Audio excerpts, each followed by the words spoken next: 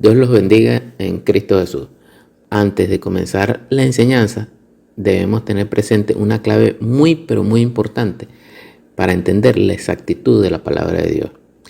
Esta clave la podemos encontrar en 2 de Pedro 1:20, que dice: entendiendo primero esto, que ninguna profecía de la Escritura, o sea, nada de lo escrito en la palabra, es de interpretación privada, es de interpretación de uno, como a uno le dé la gana. No. Ese es el versículo que nosotros tenemos que tener presente. Es decir, que la palabra de Dios, que la Biblia, se interpreta a sí misma, que no es la interpretación que una persona le quiere dar, que la otra persona le quiere dar, y entonces de allí tenemos la raíz de la cantidad de religiones que existen en el mundo, de que cada quien no ha respetado lo que dice la palabra de Dios, no ha respetado a Dios y quiere interpretar la palabra como le parece. Cuando la verdad es que la palabra de Dios se interpreta a ella misma. Entonces tenemos que permitirle a Dios que sea Él mismo que nos explique, que nos diga qué es lo que quiere decir. Sabiendo esto, entonces vamos directamente a la parábola del sembrador, que está en el libro de Marcos, en el capítulo 4. En el versículo 3 dice: oíd, he aquí el sembrador salió a sembrar. Fíjense, esto suena así como un poquito redundante. El sembrador salió a sembrar, ¿no? Pero el sembrador puede salir a cualquier otra cosa. Puede haber salido a comprar pan, puede haber salido a visitar a alguna persona. Pero este sembrador salió a sembrar, salió a hacer lo que es su responsabilidad, lo que él tiene que hacer, para lo que él está preparado para hacer. Entonces el sembrador salió a sembrar. En el versículo 4 dice: y al sembrar aconteció que una parte cayó al camino, y vinieron las aves del cielo y la comieron. Otra parte cayó en pedregales, donde no tenía profundidad de tierra, y brotó pronto, porque no tenía profundidad de tierra.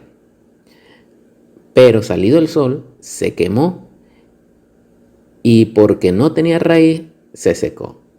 Otra parte cayó entre espinos, y los espinos crecieron y la ahogaron, y no dio fruto. Fíjense, aquí en el versículo 7, la palabra espino, cuando nosotros nos dicen espino, nosotros pensamos, nosotros de aquí, nacidos en el continente americano, pensamos en una mata como una tuna, como un cardón, una mata de ese tipo. Pero no, espino, la palabra espino es la palabra abrojo. El abrojo son máticas que son muy perjudiciales para las siembras, porque ellas son rastreras y ellas echan unas fruticas redonditas con espinitas que se le pegan a los animales, se pegan a la ropa cuando uno la toca. Esas maticas son rastreras. Cuando consiguen cualquier cosa a la que puedan trepar, por ejemplo, una matica que esté creciendo, usted siembra y entonces esa matica empieza a crecer, ese abrojo consigue esa matica y rápidamente se enrolla en ella y compite con la matica que está creciendo con la luz del sol.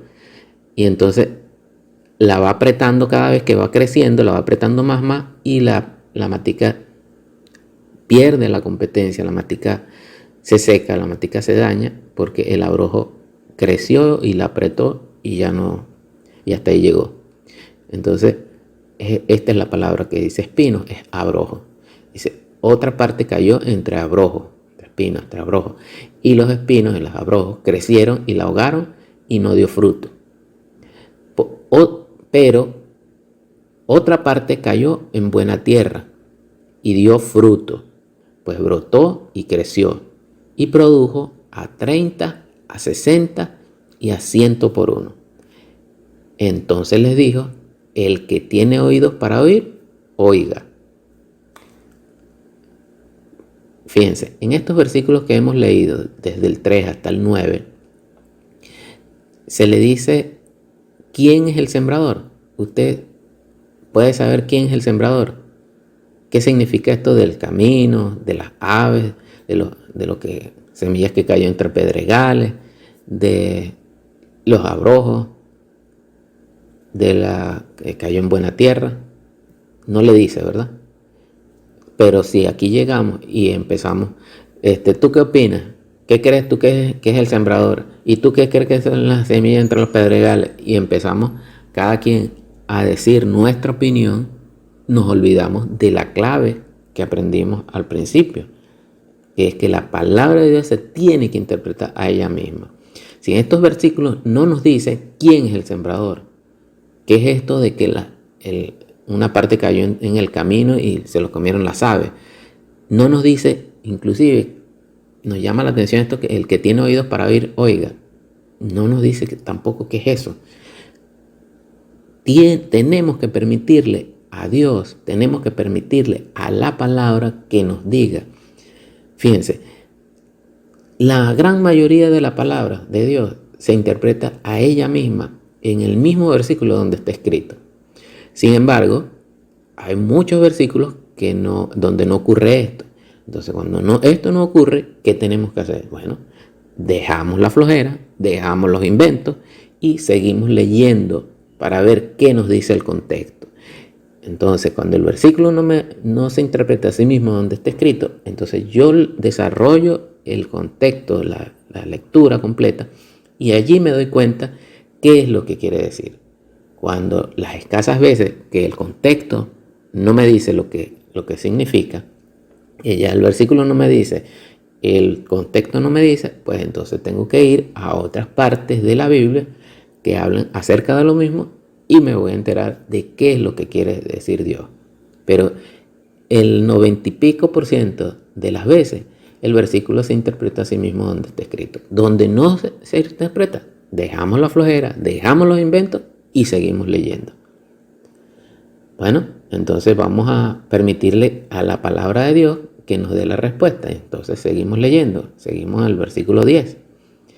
Cuando estuvo solo, los que estaban cerca de él con los 12 le preguntaron sobre la parábola. Y les dijo, a vosotros os es dado saber el misterio del reino de Dios.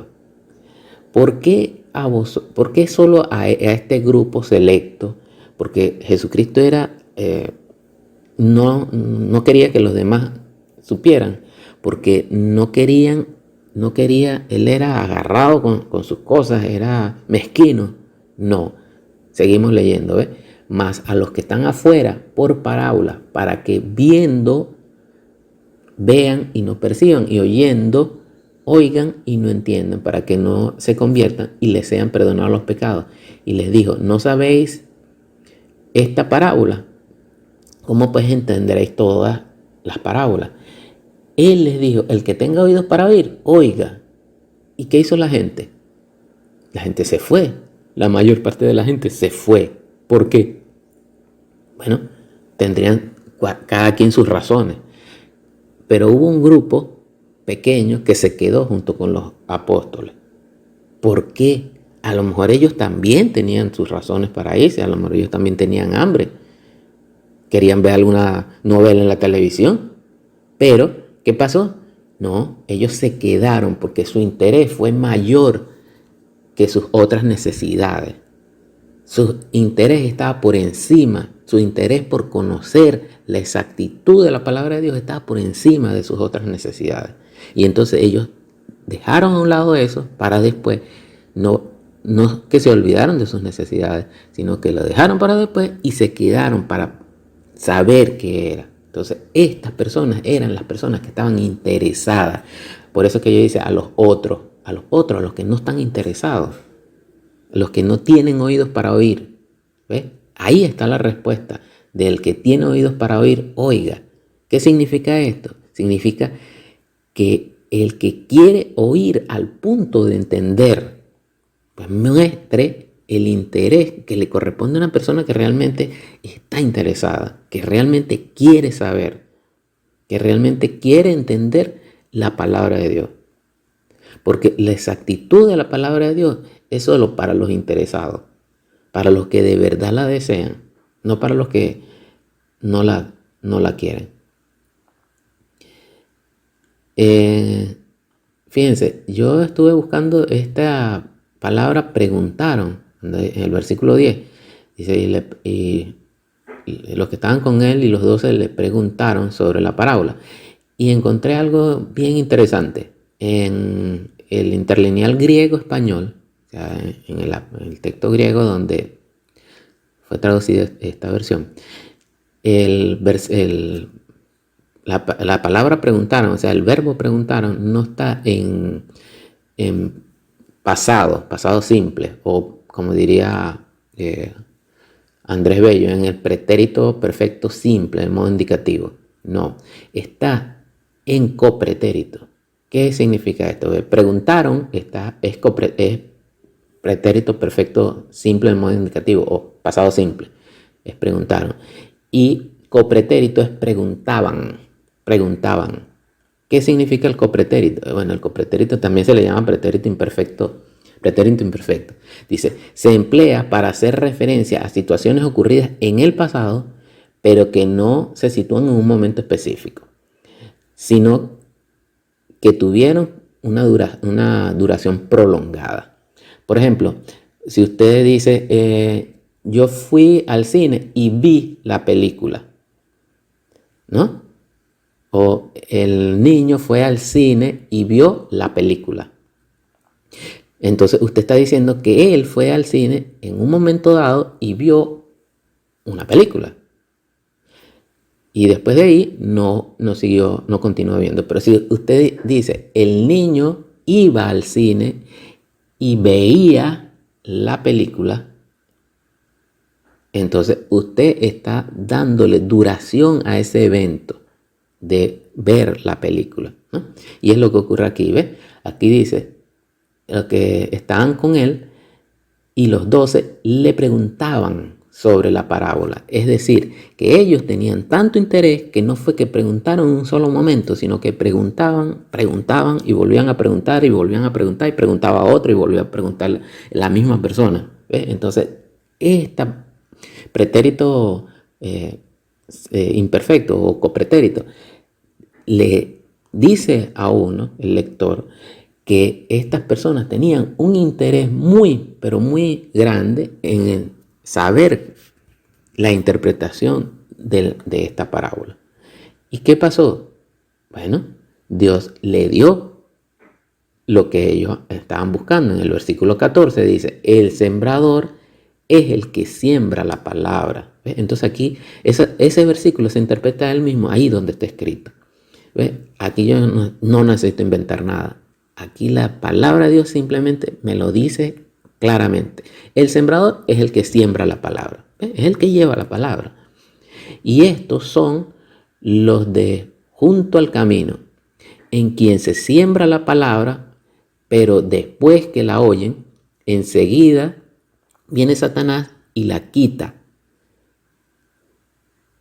Y quita la palabra que se sembró en sus corazones, ¿no? Y las palabras en sus corazones no está en el texto griego.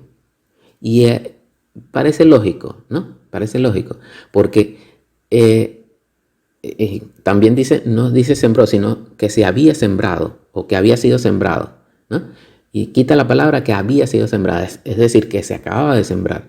Fíjate, estas personas que son como las del junto al camino, se les acaba de enseñar la palabra de Dios, ellos la recibieron, pero eso no pasó de sus oídos a la corteza cerebral, y de ahí ellos no la pensaron, no la recordaron, no la meditaron ni nada, y de ahí se olvidó.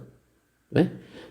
Porque cuando uno recibe una información que a uno le interesa, por ejemplo, la palabra de Dios, usted la medita, la piensa, la repiensa, y usted la vuelve a pensar y la llega y la hace suya, la incorpora a su vida, la pasa a su corazón. Entonces, en su corazón es cuando esa palabra de Dios produce en su vida. ¿Ves? Entonces, Satanás no puede quitar esa palabra que usted ha pensado, ha meditado y ha hecho suya y la ha traído a su corazón. ¿Ves? Entonces, no está mal, no esté errado, que usted quite de la palabra de Dios, que usted borre lo que a algún autor se le ocurrió. Quite esas palabras en sus corazones. Y viene Satanás y quita la palabra que se le sembró o que ha sido sembrada. Estos son los de junto al camino, los que fueron sembrados en pedregales, los que cuando han oído la palabra, al momento la reciben con gozo, pero no tienen raíz en sí. Son como la espuma, diría yo, sino que son de corta duración, porque cuando viene la tribulación o la persecución a causa de la palabra, luego tropiezan. Estos son los que fueron sembrados entre espinos, entre abrojos, los que oyen la palabra, pero los afanes del mundo, los afanes de este siglo y los engaños de la riqueza y las otras codicias, como mucha gente que conocemos, ¿ves? Que lo que piensan en las riquezas, cuando usted agarra y su primera prioridad, su norte es la riqueza, bueno, ese es su Dios. Yo no estoy diciendo que las riquezas son malas, no. Las riquezas no son malas, siempre y cuando no sean lo que usted sea su brújula, lo que usted le señala el camino, ¿no? Sino es Dios el que le señala el camino. Entonces, cuando usted está con la riqueza puesta adelante, es su norte, es su brújula, es lo que a usted marca su vida, esto es lo que usted piensa que le va a saciar. Entonces se hace codicioso y se va por ahí, va a recibir muchos engaños y va a ser como la espuma. Y estos, versículo 20, son los que fueron sembrados en buena tierra, los que oyen la palabra y la reciben y dan fruto a 30, a 60 y a 100 por uno. ¿Ves? Esos somos nosotros. Nosotros fuimos sembrados en buena tierra. Por esta razón, sí echamos raíz en la palabra de Dios y nos fijamos y nos nutrimos de ella. ¿Ves? Y por esa razón nosotros podemos llevar buenos frutos. En Salmo 1, versículo 1 dice: bienaventurado el varón que no anduvo en consejo de malos, ni estuvo en camino de pecadores, ni en silla de escarnecedores se ha sentado, sino que en la ley de Jehová está su delicia, y en su ley medita de día y de noche. ¿Ves? Lo que estábamos hablando. Y será como árbol plantado junto a corrientes de agua, que da su fruto en su tiempo, y su hoja no cae, y todo lo que hace prosperará, dice. Y en Juan 15:8 dice: en esto es glorificado mi Padre, en que llevéis mucho fruto y seáis mis discípulos. ¿Ves? Dios se regocija con que usted lleve fruto. Dios se regocija en que usted sea sembrado en buena tierra y prospere. Dios se regocija con eso. Dios no quiere personas que estén en la marginalidad. Dios no quiere personas que se sientan mal, sino quiere hijos como Él estableció en su palabra. Hebreos 6:10 dice: porque Dios no es injusto para olvidar vuestra obra y el trabajo de amor que habéis mostrado hacia su nombre, habiendo servido a los santos y sirviéndoles aún. Así que, hermano, Dios desea fervientemente que vivas como digno hijo de Él, que lleves mucho fruto en tu vida, que le permitas a la palabra decirte todo lo que necesitas en tu diario andar, para que siempre te vaya bien, para que te fortalezca, para que tengas fortaleza inclusive para enfrentar cualquier adversidad en cualquier día. Dios te bendiga.